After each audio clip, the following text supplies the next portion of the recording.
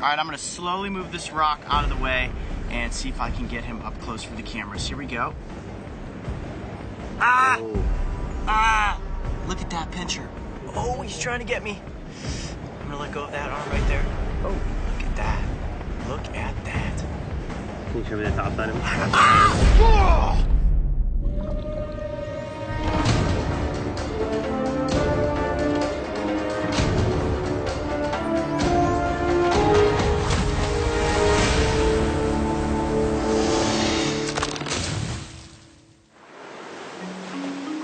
As the morning sun rose above the horizon, I sat and watched as the tide slowly began to recede. One wave at a time, the shoreline gradually exposed itself, revealing a slippery obstacle course of rocky terrain. Welcome to the Pacific side of Costa Rica, where if you arrive at low tide and know the right places to search, the ecosystem is alive with sea creatures. Check this out. Looks like I'm sitting at the edge of a river, but this is in fact the tide going back out into the ocean. Now I know you guys often wonder, how do you find the creatures in beyond the tide? We wait for the tide to go out, and then we backtrack into the small tidal pools, and that's where you find animals that are stranded. All right, let's head up this way and see what we can find. My favorite thing about ocean tide pools is that you never know what you are going to come across.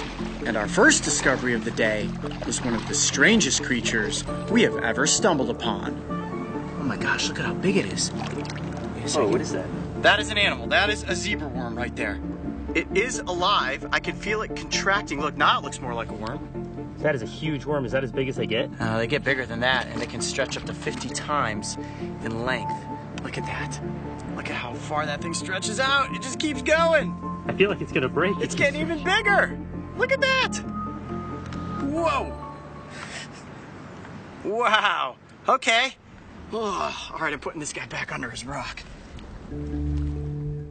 Moving carefully down the shoreline, our goal was to track the receding tide so that we could stay as close to the ocean as possible. These freshly exposed pools are generally cooler in temperature, which in turn increases the chances of finding sea life. And it wasn't long before we had our next animal encounter. Oh, wow. Look at this pocket of water is completely filled with little slugs. You know what these are? These are warty sea cats. It'd be a lot easier for you to see them if I get some water in this plastic container. Now, we've shown you guys the black sea hare and the brown sea hare, and this is also a variety of sea slug, but they're a little bit different. Oh, they're everywhere. They're like on the sides of the rocks. Come on, guys, I'm just gonna collect you up and put you in this container. Whoa. That's a lot of slugs. That is a container of slugs. You see how quickly I was able to collect them. There are probably about 60 or 70 of them right in this pocket. And look at that. You can see them so much better now that they're in this clear container, but they're unbelievably camouflaged on this algae, and that's actually what they are feeding on. Now, similar to the brown sea hare and the black sea hare, they also have rhinophores, which are those little appendages that are growing up off of the top of their heads and right up front on their mouths. Now, the ones on top sense light and movement, and the ones on the front of the face sense chemicals in the environment, specifically food, and it also helps them to communicate with each other.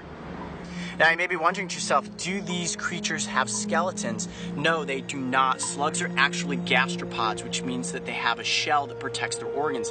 Now, something like a snail has an external shell, but slugs like this, or the brown sea hare, the black sea hare, have an internal shell, and I can actually feel that in there.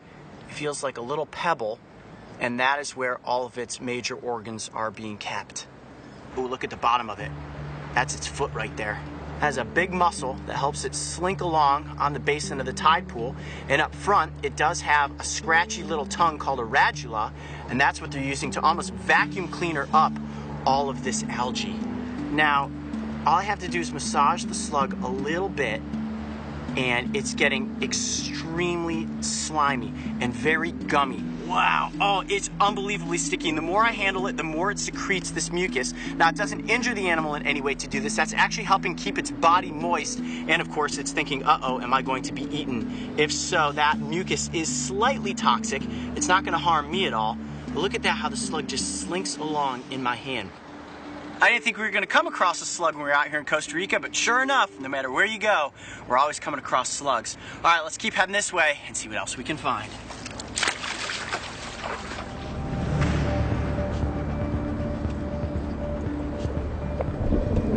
What are you seeing there, Coyote? A pretty angry looking crab. Look at how he's wedged his body into this rock. He's defending himself with that pincher. Look at that. All right, I'm gonna slowly move this rock out of the way and see if I can get him up close for the cameras. Here we go. Ah! Ah! Look at that pincher. Now the pinchers on the front of this crab are pretty serious. You can see that's a monster pincher. This may be some variety of stone crab. Oh, he's trying to get me. I'm gonna let go of that arm right there. Oh, look at that. Look at that. Can you show me the top side of it? Ah! Ah! Oh, he got me good. Look at that. Look at my finger. He just crunched the top of my finger. That really hurt. Oh my gosh. Oh, that puts the purple shore crab to shame. I think at this juncture, he has definitely earned the right to be defended in that corner. My finger is bleeding. Let's just move on and see what else we can find here in these Costa Rican tide pools. Ouch!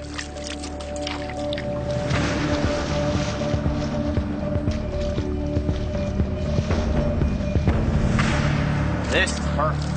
Where? What do you see? All of this right in here. Now, all these rocks are very flippable.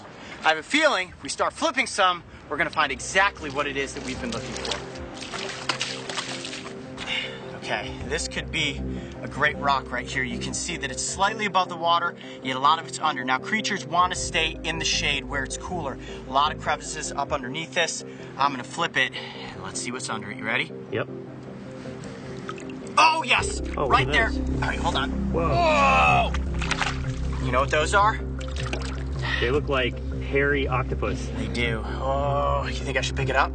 I don't know. Is it safe? Looks like it's probably dangerous with all of those spines on the tentacles, but these are in fact brittle stars. Whoa. This is actually one of the most common tide pool species you will find. Over 2,000 species of these worldwide, and they can be found in every single ocean system. Even the North and South Pole, those frigid waters are home to brittle stars. You may be thinking to yourself, well, it kind of looks like a caterpillar that has a bunch of spikes on it. Is this venomous? Is it poisonous? Coyote, are you in any sort of danger right now? Actually, the brittle star is completely harmless. Now, on the underside, they have little tiny tube feet, very similar to a sea star. Now, they're not sea stars. No, but they are related to sea stars. And right there in the middle, that's its mouth. But not only is that its mouth, it's also its butt. They eat and excrete their waste from the exact same hole. Now, the jaws of this creature are very unique. It actually has 5 jaws, kind of like my fingers there. Chomp, chomp, chomp, chomp. And as they're moving across the basin of the tide pool, they're feasting on all sorts of algae and decomposing plant matter. And when the tide is going out like this, these creatures can actually move rather quickly. Watch this, Mark. I'll put it right here in the algae and watch it move. Really cool the way that they can just kind of adhere to the environment and then slink down in between the rocks. Now let's talk about the appendages of this creature. You see all of these bristles that run down the length of the tentacles. Those are actually used in locomotion, and you can see they completely surround the tentacle, which allows this creature to be very ambidextrous as it moves through the tide pool environment. Now, this creature is capable of losing all except for one of its legs. Now, a sea star can lose all of its legs, and both species do regenerate their limbs, but this guy, as long as he's got one leg, he's gonna be just fine. Well, between the crab, the slugs, and this brittle star, I would definitely say that we have come across some bizarre creatures here in the Costa Rican tide pools. I'm Coyote Peterson. Be brave. Stay wild. We'll see you on the next adventure. All right, buddy. Back under the rocks you go. Whew, that was cool. If you thought these Costa Rican tide pool creatures were fascinating, make sure to go back and watch the first episode of Beyond the Tide, where we get up close with a deadly sea snake.